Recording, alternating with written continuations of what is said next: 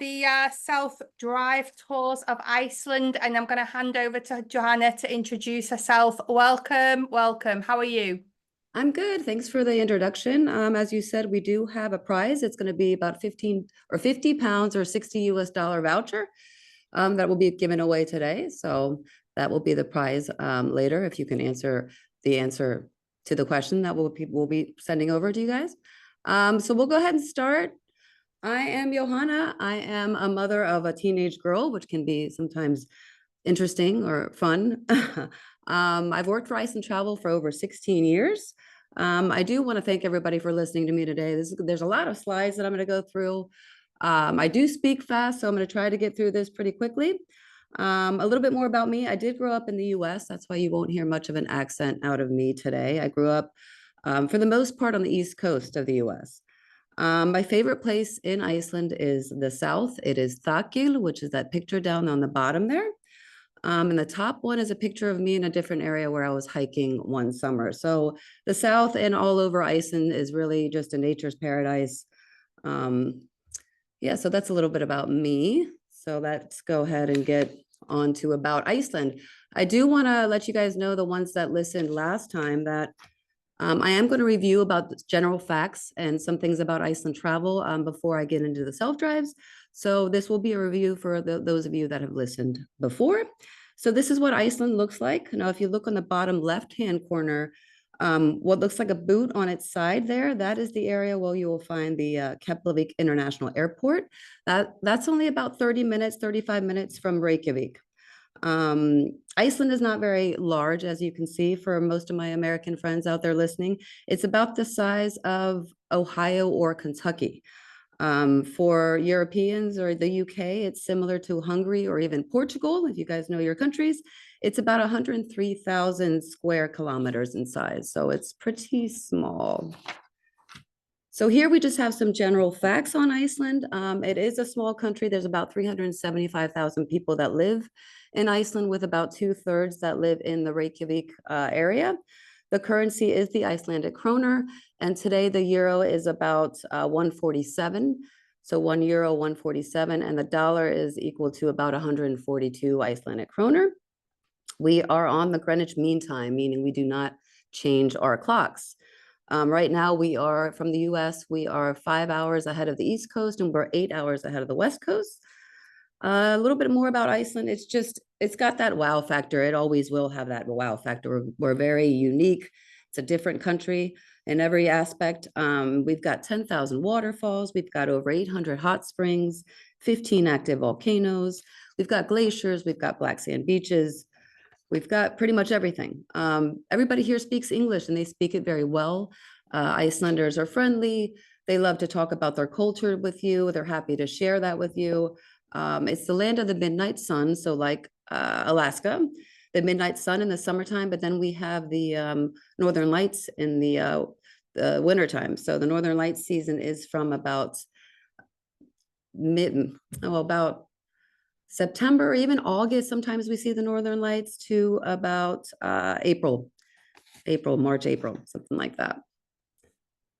So this is just more on average temperature and daylight hours in Iceland. Again, it's very similar to Alaska, with almost 24 hours of daylight in the summertime. But again, we have very little daylight in the winter, which I think the worst part of it is about 4 hours. So anywhere from 10, 11 a.m. to about 2, 3 p.m. at the worst of it is the daylight hours.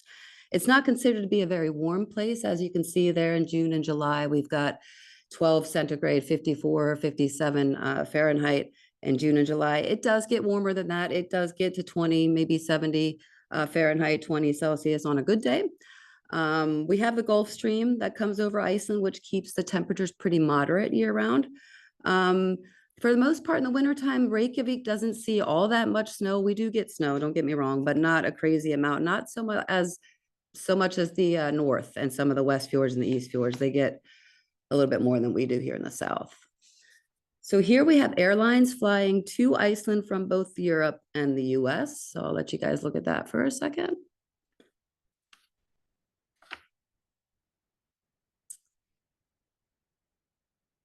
So if we talk about Iceland Air, this is the largest Icelandic owned airline. Again, the airport is about 45 minutes from the capital city, and Reykjavik, the Keflavik airport is the main hub of Icelandair. We've got about 14 US or North American, US, Canada destinations. We've got 35 European cities, 4 in Greenland, and 4 domestic within Iceland. This is our low-cost carrier. This is Play. That is the route map, but I believe that Washington, D.C. at this point is out, but everything else in Europe is still the same. So of course, Play, just like Icelandair, connects Iceland with Europe and North America. So just a few slides about Iceland Travel. We were founded in 1936. The staff at Iceland Travel is anywhere between 90 to 120, depending on the season. Most are very well educated within the industry, and most people even speak, 3-4 languages. I thought I was pretty impressive for years with my 2 languages, but that's just not the case anymore.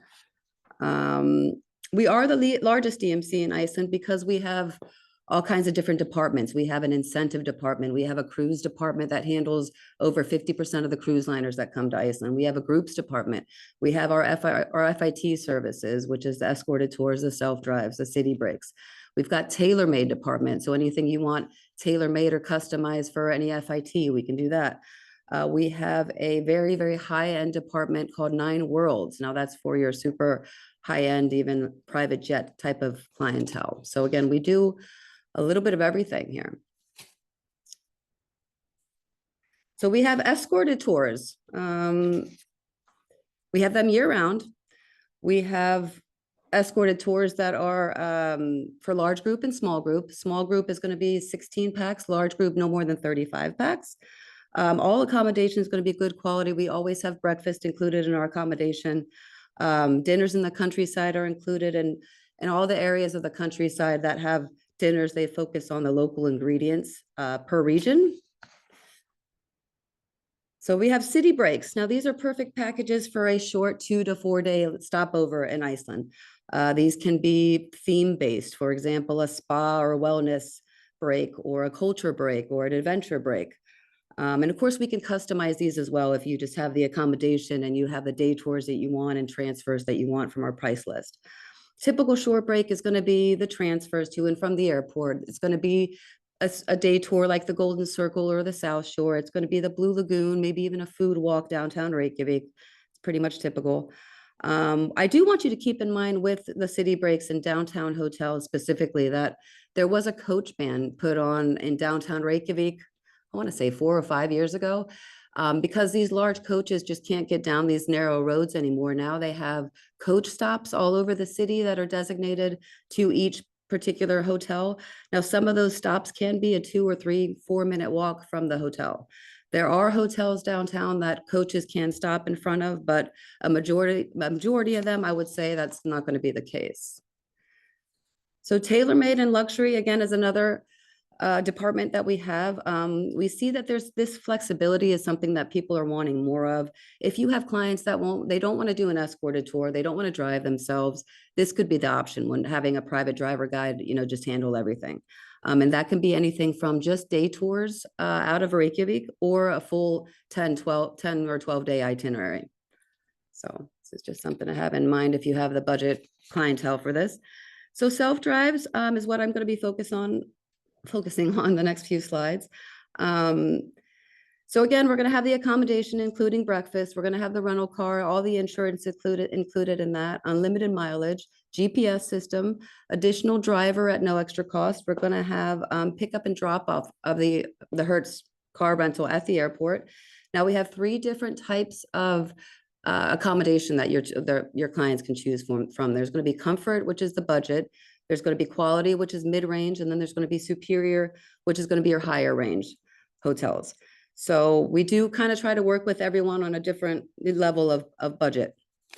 So that's a little bit about that. So this is our diverse supply of car rentals. Again, we want to work with everyone with any kind of budget. So we've got the Suzuki Swift, the economy car that's going to be small and cheaper than, as you can see there, the Toyota Land Cruiser.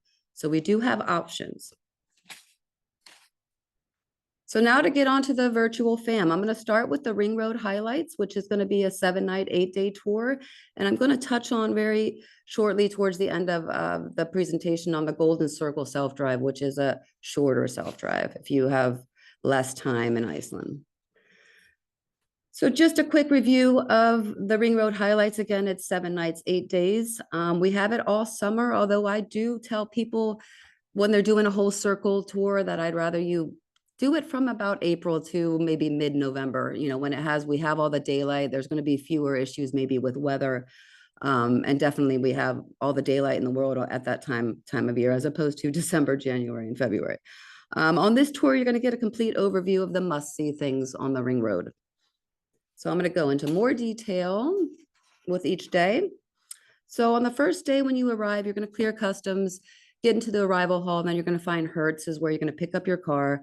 Now, when you land, you are on the Reykjanes Peninsula. I don't know if you remember that first picture of Iceland with the boot kind of sticking out, as I talked about earlier. That's the peninsula. So you could do all kinds of stuff just in that area on the first day. Many people opt to do the Blue Lagoon, so that would be an optional activity on that day. But there's also just plenty to see on the Reykjanes Peninsula. There's all kinds of geothermal hotspots. There's optional tours, for example, ATV, or you can just get into Reykjavik and maybe do the Sky Lagoon. Again, that's only a 35, 40-minute drive away.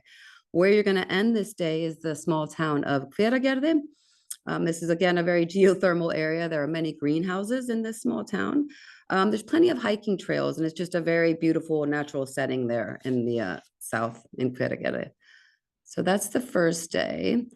The second day, we're leaving Hveragerði. We're going to head south, and we're going to take in all the main spots on the Golden Circle. So the first stop is going to be the Þingvellir National Park, which is a UNESCO World Heritage Site. There at Þingvellir, this has historical interest as well as geology. We've got the Mid-Atlantic Ridge there, where we've got the North American and the Eurasian tectonic plates drifting apart from each other, which is pretty neat. It's also the area where Iceland's parliament was formed back in 930. And then another stop, of course, is going to be the geyser area, where you're going to find bubbling, mud pits, and you're going to find a geyser spouting up in the air. We're going to have the golden waterfalls, Gullfoss waterfall, as we call it. And then continuing south, we will have some more beautiful waterfalls, one that you can walk behind. That's called Seljalandsfoss, and that picture is there on the bottom left. Nearing towards the town of Vík, where you're going to be staying this evening, is the black sand beaches.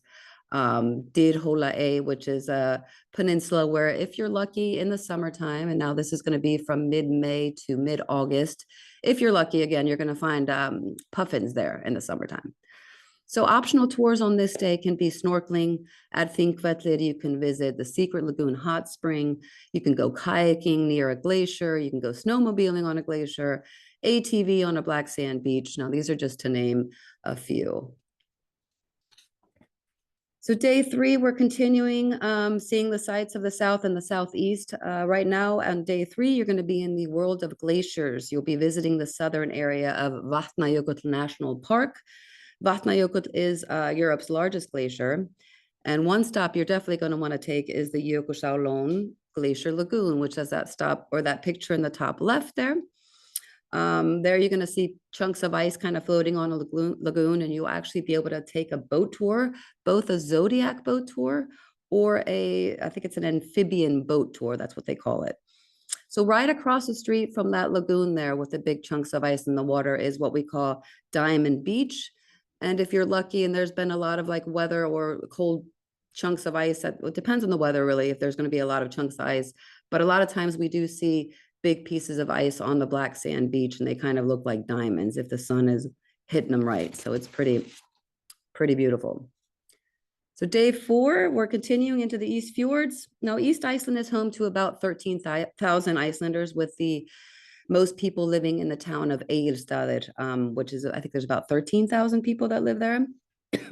So you're going to pass fjords and villages, each up with its own history and charm. East Iceland is known for wild reindeer, and the only area of Iceland where you're going to find a forest. So there's a forest called Hallormsstaðarskógur, and that's in this part of Iceland. Other than that, Iceland is pretty barren of trees. So depending on your schedule and how much you're doing, you could visit the Vuk nature baths that are in or very close to Eilstad. So that is an option of an activity on this day. Day 5, we're going to continue towards the north and we're going to go to Lake Mývatn area of Iceland. Now, this is where you're going to find Dettifoss, which is Europe's most powerful waterfall. That picture is there on the top left. We also have Dimmuborgir, which is the picture on the top right. And that's an area where, I mean, these rocks are like huge. They almost look like some kind of fantasy creatures built them. Some of the rocks reach about 20 meters or 65 feet in height. You're going to have some craters in the area that you're going to want to see, Skútustaðir craters. There's also a place called Grjótagjá in the Mývatn area, which is a cave that has an underground hot spring inside the cave. And I don't know how many of you Game of Thrones fans are out there, but there was a scene from Game of Thrones actually recorded in that underground cave there, which is pretty cool. Optional tours on this day include whale watching in the town of Húsavík, as well as a GOC thermal sea bath. This is also in Húsavík. So if we continue on, we're going to, from Mývatn, we're going to go to Akureyri. Now, Akureyri is Iceland's second largest city with a population of about 19,000 people. So between Mývatn and Akureyri, you're going to want to stop at Goðafoss waterfall. This is the waterfall of the gods, and that's the picture up there on the top left. Afterwards, you'll head to Akureyri, and you can have some downtime where you're just going to get to know this colorful northern capital. Things you can do in Akureyri, there's plenty of lagoons all over Iceland, but there's another lagoon or hot spring, hot geothermal pool, I guess, called Skógarböð, which is called forest baths in English. So this is really right, like 5 minutes outside of Akureyri. So that's an option. Another option when you're still in the Mývatn area is to visit the Mývatn nature baths. Now we've called them sometimes the Blue Lagoon of the North because it has that blue lagoon or that blue colored water to it. And it just has a rustic charm because it's not right by the airport. So it still kind of has this kind of rustic feel to it. Right outside of Akureyri is also the Christmas house, obviously that top picture on the top right there. Now, this is a pretty cool stop for people that have kids or even without kids. It's a great place to see and pick up Icelandic ornaments and really just gets you into the Christmas mood any time of year that you are here. So if we continue on to the historical region of Skagafjörður, now this is a region of Iceland that is renowned for its horse breeding. You're going to want to visit Glaumbær, which is that picture on the bottom right there. This is a museum that kind of just shows you how Icelanders lived, centuries ago. Continuing south, we're going to visit Deildartunguhver, which is Europe's mightiest hot spring, and the beautiful waterfalls of Hraunfossar and Vatnafoss, which is one of those waterfalls is right down there in the left-hand corner. If you have time, once you are back in Reykjavik, now this is going to be about a 4-hour drive or so, maybe 5. A little bit more than that if you're going to make some stops. But you will have time, specifically in the summertime, to maybe go to the Sky Lagoon, because with the 24-hour daylight, you can go to the Sky Lagoon at 7, 8, 9 at night, and you're still going to have, enough daylight to see everything, to see how amazing it looks. So on this last night, you are back in Reykjavik. So the next day is your day of departure. Now, those 2 top pictures there are pictures of the Sky Lagoon, the 2 bottom, obviously the Blue Lagoon. These are things that can be done on this last day. Specifically, I'm talking to my American colleagues here because but a lot of the flights going to the States leave at like 4 or 5 p.m. So you're going to have a lot of the day or the morning at least to get some more sightseeing in. So here's a video quickly about the Ring Road highlights. So let me just push play on here. Go.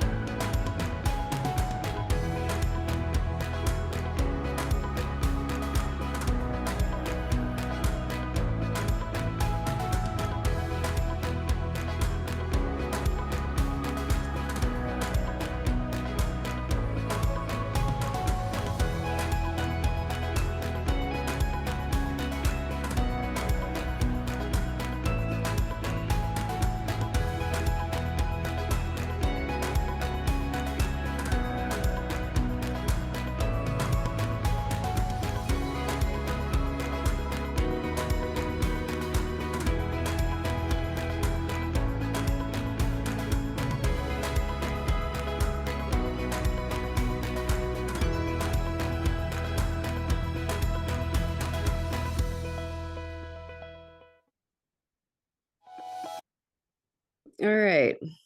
Beautiful video there. So the other self-drive I wanted to talk about today, and this is a shorter one, 4 nights, 5 days. So for people that don't have all the time in the world, here's another bestseller. So we've got the Golden Circle self-drive. So just going over quickly the day-to-day with this, you're going to find the same, obviously the same stops as I just talked about, the ring road highlights, starting with, again, the arrival with the Reykjanes Peninsula, where you can go to the Blue Lagoon or do an ATV tour, or just, you know, do some sightseeing along the Reykjanes Peninsula. It's a beautiful area. You're going to end that night in the town of Hveragerði, like the other ring road highlights. Day 2, we're going to drive along the south. We're going to do those stop at those waterfalls, like the one on the top left there, Skógafoss, Seljalandsfoss waterfall. You may even want to take in the lava show, which is the top right picture there, that you can do in Vík. There's also a lava show that can be done in Reykjavik if you have time. So other things you could do on this day is a glacier hike. You can go snowmobiling on a glacier, the ATVs on a black sand beach, just to name a few. Day 3, we're going to do the Golden Circle. So we're going to do the Gullfoss waterfall. We're going to do geyser. You can add Fontana steam baths or Secret Lagoon. Now, Secret Lagoon is a picture on the bottom left there. So this can be added to this day. Day 4, we're going to do the Þingvellir National Park, the Delta Tungukver geothermal hot spring, the biggest one in Europe, the Hraunfoss and Vatnafoss waterfall stop. And on this day, you can add Hvammsvík, which is another hot spring, as well as Krauma nature baths.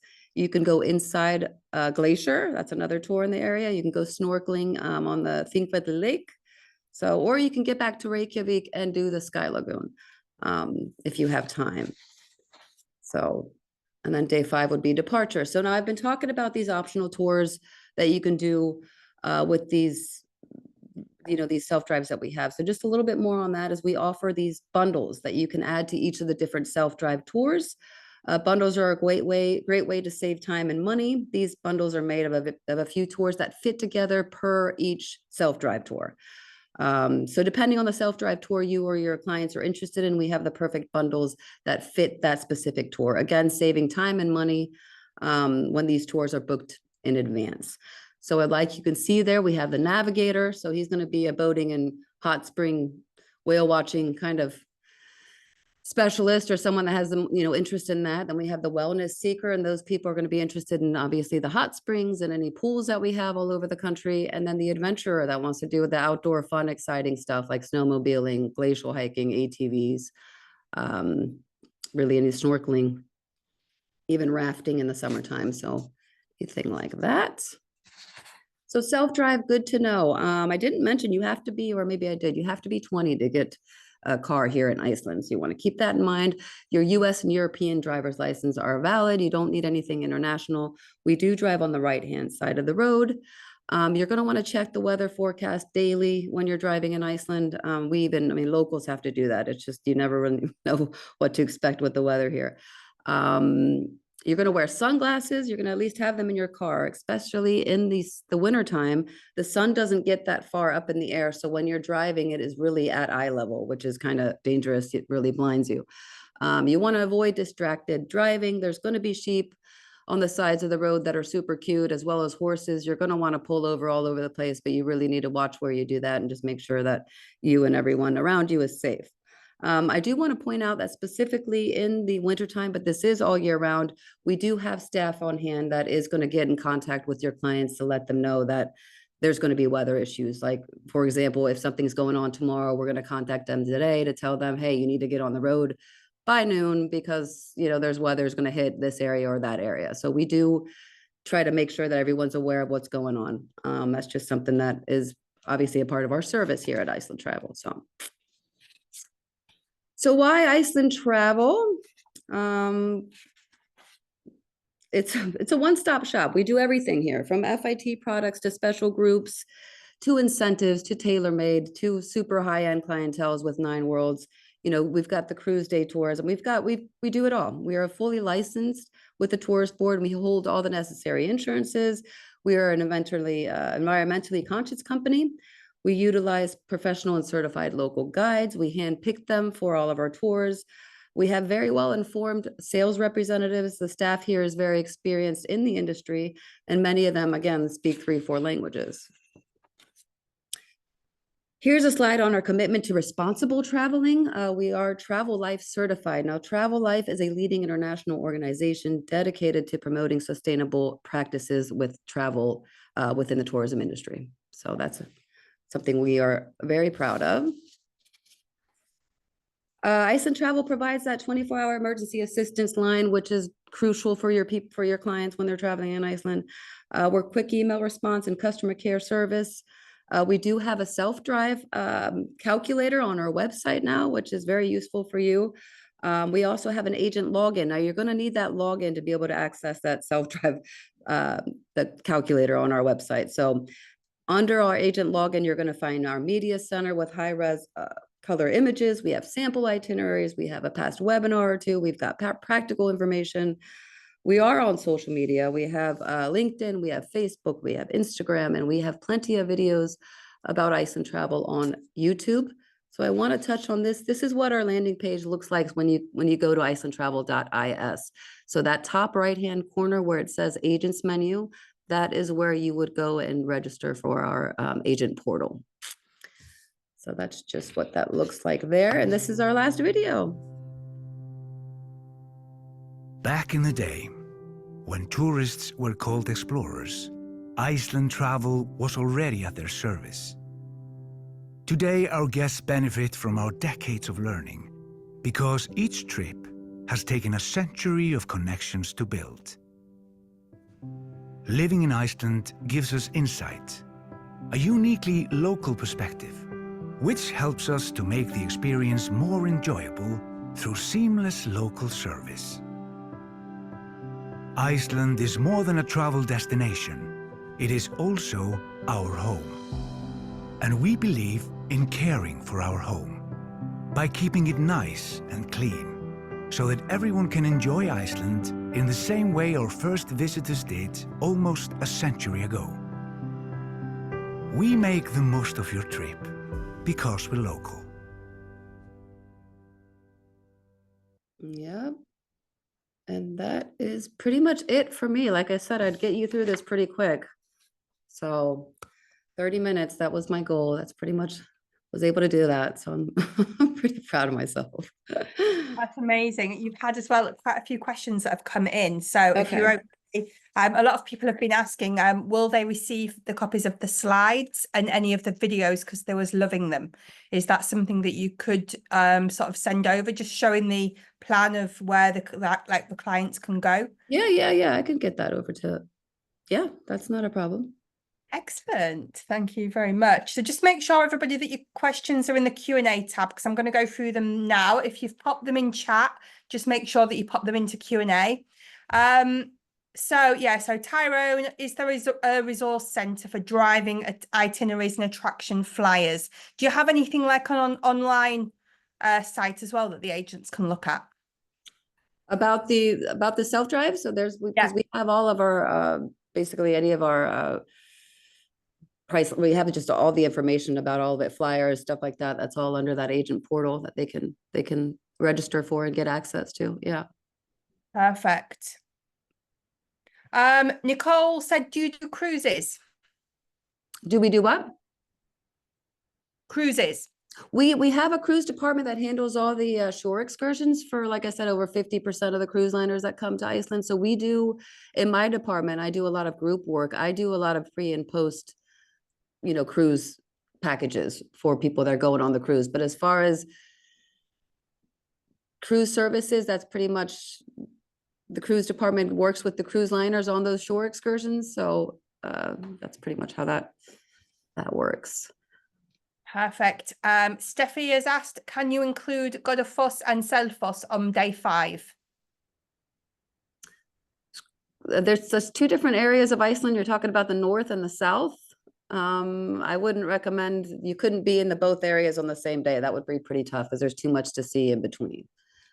Okay, so you could do maybe one, but not the other, depending on where. Well, if you're doing like a circle tour, or even, you could easily, Selfoss is only about, 30-40 minutes from Reykjavik. And then if you do go up north, it's about a 5 or 6 hour drive. But I mean, it would be doable, but it would be, I don't recommend it. No, it would mess the whole thing up. Yeah. Oh, sorry, she said cancel that. It's on day 6. So again, it's the same story, I suppose. Yeah. It's a drive to get from A to B. Okay. Linda wants the slides and photos. Yes, on the portal, Linda. Have you given everybody the portal address? Could you or one of the team like Sylvia or pop it into the chat just so that they can go and click on it and register? Yeah, she can do that. Perfect. Jacqueline asked, how long does a drive take if driven continuously? I presume you mean, Jacqueline, no stopping, like going straight through. Yeah. I think you can, oh, I've heard this before because I obviously would never tell anybody to do it, but you could probably drive the whole circle of Iceland in maybe 30 hours, not even, maybe under 24. I'm not even totally sure. I've never tried it, so I wouldn't even do it. I would say around 30. I would say around 30 hours. Yeah. Yeah. Okay, super. Thank you.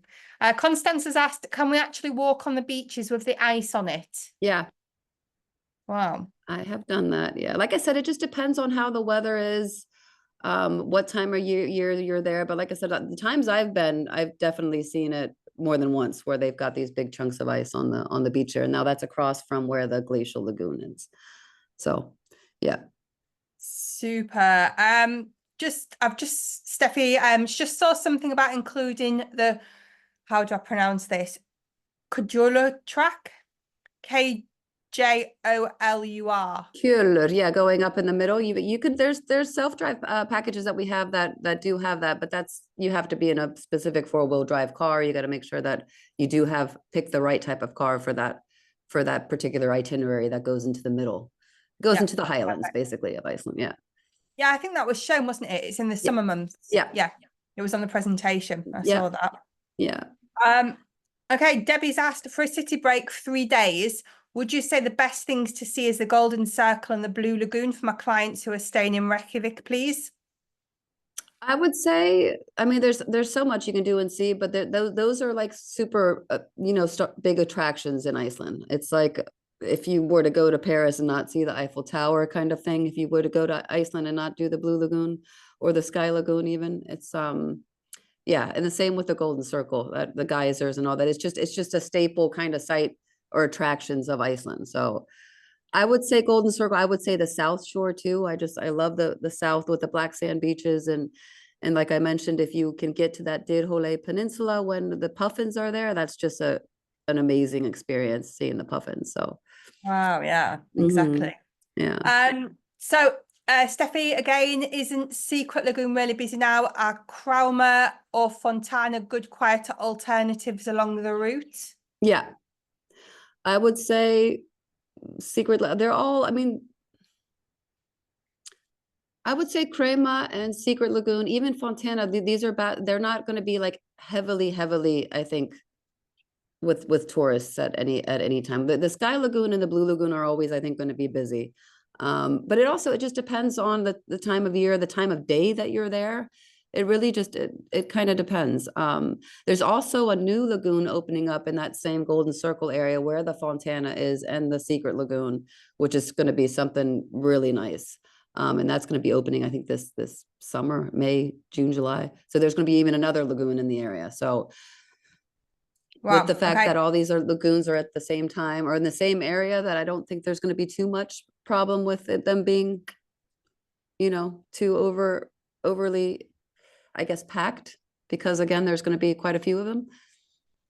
Okay, super. Thank you very much. Florence has asked, do you have camper van rentals available? We don't have camper van, we don't specifically. We work with Hertz, and Hertz doesn't have those kind of cars, but I mean, there are camper van rentals in Iceland. So yeah. Super. Nicole's asking how many miles are driven each day on these tours? That is a good question. I would say, I'm not sure the mileage, but I would say each day is maybe 3-4 hours in a car, just depending. I'm not sure how many miles per day. That would be kind of hard for me to say for sure, but some of these itineraries, like on the website, the website itself, it does tell you kilometers per day. So you could definitely Okay. find out, although I don't have it down pat. Super, thank you. Kathy, again, wanting the videos again, Kathy, log on to the website and you'll be able to register and download what you need from there. Linda, do you arrange fam trips? We have done FAMs in the past, yeah. So I would just have to be in touch. I'm not sure when we're going to be offering another FAM. We do them quite regularly. So it just depends. There's nothing on the books like right now. I couldn't tell you, okay, there's a FAM in May. So I'm not fully sure, but we have done them and do them. So. Okay, super. Carolyn, I've got a client who really wants to go to Iceland next year. She'll be traveling solo and is obsessed with volcanoes. Are you able to customize a tour to include the volcanoes and hiking? Yeah. I mean, specifically if she wants it customized where she's just by herself with a private driver guide, that's not a problem at all. Super, thank you. Mm-hmm. Rachel's asking for the agent login. Yep, it's coming, Rachel, don't worry. Catherine, do you offer any fully guided tours or is it just self-drive? I think you've just answered that question. Yeah, we have tailor-made. So if you have anything from 1 to 9 that want private driver guided everything. And then of course we have our escorted tours. We've got plenty of those both in the summer and the winter time. And we have them for most of the tours. We have both small group and large group. So if people want to go in a smaller setting, that's 16 packs is going to be the top there. And the larger group is going to be 35. Super, So, thank you. yeah. Karina is asking, is there a range of price wise that you could share for the 2 trips, like based on, I presume, like a low season? Do they average at a certain price, or is it again tailor-made and we have to call? It's kind of tailor-made because it depends on people's budget. And like I had mentioned, there's different cars you can choose from and there's different hotel categories you can choose from. So depending if you're dealing with, kids that are, in their mid-20s and they're, young and just getting out of college or something, they may opt for the smallest vehicle and then the comfort or the budget type of category, the comfort, which is our lowest budget in accommodation. So it kind of depends. And it depends, are they here for 4 nights? Are they here for 10 nights? So it's kind of hard to say that we've got such a diverse package range there. It's just hard to say for sure. Can I jump in really, really quickly? Yes. Because we were talking about the agent locking. If you go to our website, just icelandtravel.is, I put it in the webinar chat as well. It's just right up there in the top right corner where you lock in. Super, thank you very much. Irene, when you do the follow-up, would you be able to include this link as well? Absolutely, yeah. Brilliant, thank you. Barbara, I've got a lot of people doing the Virgin Voyages Iceland cruise. Do you do shore excursions? Again, I think you briefly covered this. See, our cruise department works with the cruise liners themselves, but we'd be able to do any kind of pre or post. Okay, super, Yeah. thank you. What kind of vehicles do you use for your escorted groups? The size, for example? Usually, I mean, it just depends on how many people end up being in the escorted tour. If it's 16 packs for the small group, it's going to be like a 21, 22 seater. We always have a couple of extra seats. Say we've got 35, a full sold out large group, that's going to be a 42, 43 seater coach. Perfect. Yeah. Good planning. Canadian driver's licenses, are they accepted? Yep.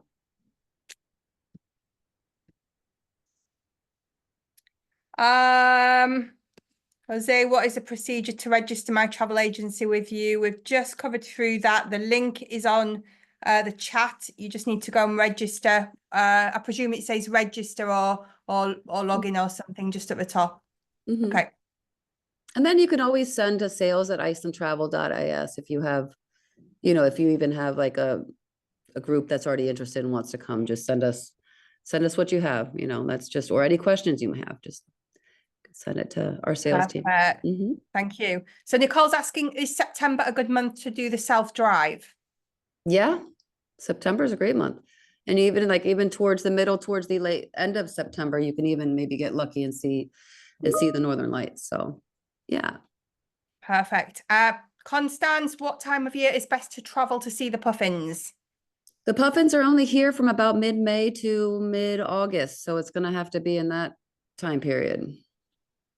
Super, thank you. Mm-hmm. Catherine, there have been some eruptions in 2024. Is the Blue Lagoon still in operation? The Blue Lagoon is still in operation. And as it is right now, it has been kind of on the outskirts of the lagoon, but nothing, that's still fine. And operating, so.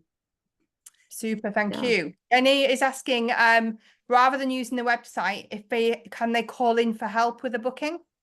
Yeah, they can do that. Perfect. Juan has asked, what is the better season for travel? Depends on what you want to see. If you want to see possible Northern Lights, you're going to have to be here, from September to about March. If you want any kind of summer kind of vibe in the 24-hour daylight, and you're going to want to come, and like obviously with this with the summer, you've got maybe different activities you can do. You can do the hiking, you can do the golfing, stuff like that you wouldn't be able to do in winter, although you can still hike in winter, but it's maybe a little bit nicer in the summertime. It really just depends on what your client's interests are. So hard to Super. say. Melanie has asked, any tips on understanding the language? That is a good question. It's just the language is difficult. I don't even know what to tell you there. I think there may be some YouTube channels where you can get a couple sentences down, but it's definitely a very hard language. But everyone speaks English here. I know that most people would want to maybe attempt Icelandic, but I mean, I've lived here for 20 some years and I still say things wrong because, like I said, I grew up in the States. So it's not the easiest of languages to pick up, that's for sure.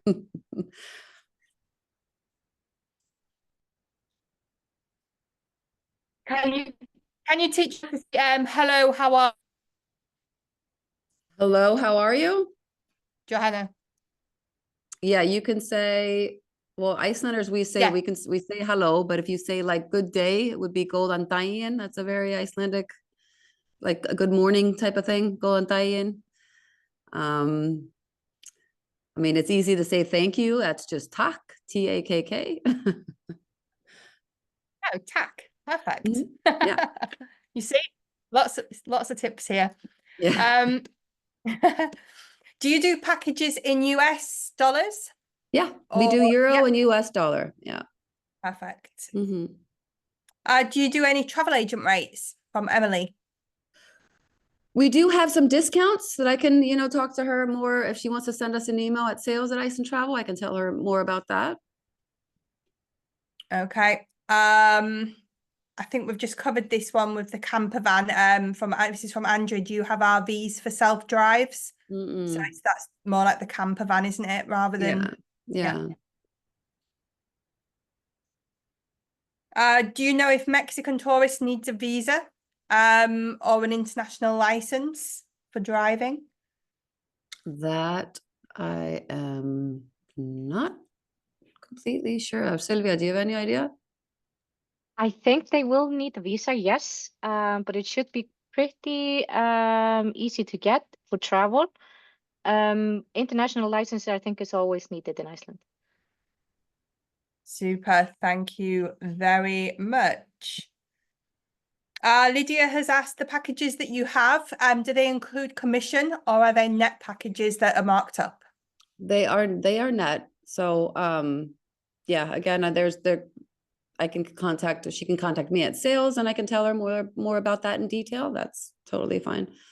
Okay, super. So just to confirm, Constance is asking, did you say we can arrange a local driver or is it totally self-drive? It would be, it depends on what you want. If the tailor-made can arrange for private driver guided everything, but if you are, booking a self-drive package, it's you or someone with you that will be driving.